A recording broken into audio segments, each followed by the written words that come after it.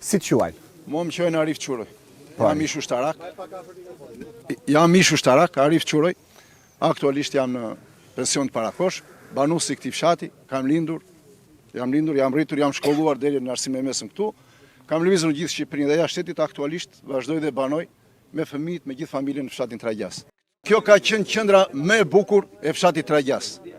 Dhe kjo qendër që ka qenë qendra më e bukur dhe jam i garantuar që e kemi të gjithë nostalgji dhe nuk e përmend nostalgji thjesht se duam të mbasim atë sistemin e famshëm që ishte në atë kohë.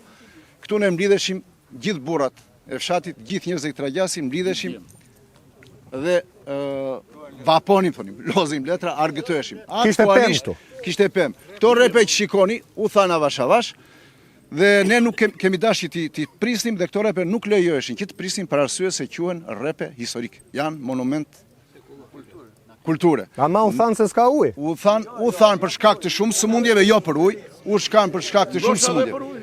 Unë çfarë dua të them tash? Dua të them diçka, ne nuk kemi teknik kemi tjerë. Të lutem të mos ta në lidhje me sasinë e ujrave, se sa mililitra, sa ka, sa në sekond ka, le të flasin njerëz.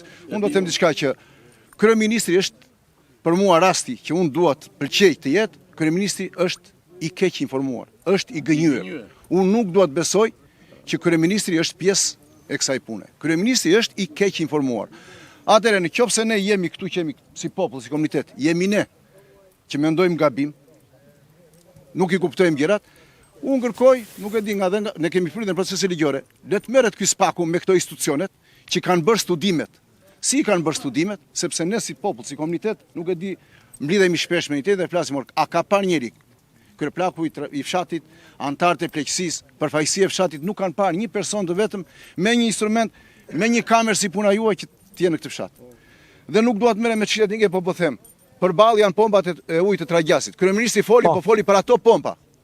Kryeministri do ta di që nuk janë ato pompa që marrim në ujë, zoti kryeministër. Pompat që ne marrim ujë janë zhvendosur për arsye të mungesës ujit. Këtu kanë qenë pompat e radhimës, janë zhvendosur për arsye se burimet po shmangen dhe janë bërë një stacion pompimi i ri që merr Tragjasi dhe Radhima.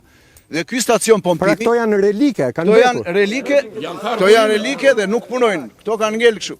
Dhe pompat e reja që janë bërë në momentin nga këto studimet e famshme që kanë bërë institucionet tona, pompat e reja që u bën aktualisht në Behar, të gjithë dëshmitar bien humbet ujë fare dhe vetë personeli që punon atje i punon me sistemin takim, stakim, çdo të thotë, takim mekanik dhe stakim mekanik sepse pompat marrin ajër. Aktualisht projekti është bërë që këto pompa duhet punonin 24 orë dhe të vetë viheshin në punë me rënien e nivelit të ujit në rezervuar. Faktikisht nuk do të kjo. Do të thotë që këtu nuk ka ujë. Ju këtë e dokumentoni dot apo do prisni verën? Kjo është e dokumentuar në një mënyrë. Doni dokumentimin e për fat, nuk kemi ndonjë punojës këtu.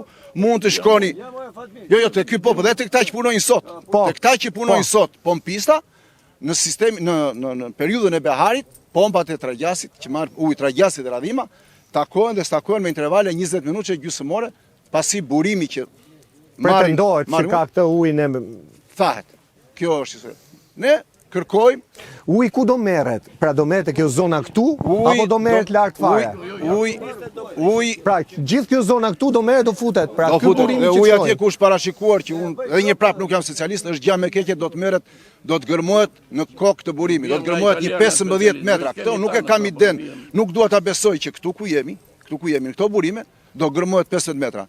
Nëse këtu do gërmohet 15 metra, atëherë edhe ato investimet që nuk mund të them 2 miliona, 3 milion që janë më së sakta të bëra, aktualisht jam një viktim e një pusi 4.000 euro me këtë zotrin këtu. Pra ju keni hallin edhe të tharjes pusave. Që është jo kemi hallin, është e garantuar kjo lloj syre.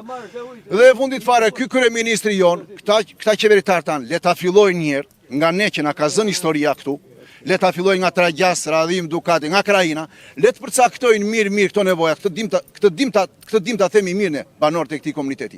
Të furnizojnë të komunitet, të përcaktojnë nevojat mirë dhe të pricën zoti kryeministër, të pricën Aleksandr Frangaj, televizioni Klan, një televizion që e ka ndjekur rregullisht, e ka akuzuar këtë fshat, një fshat që pranon të derdhet ujë në det dhe nuk pranoi ta marr zona përreth.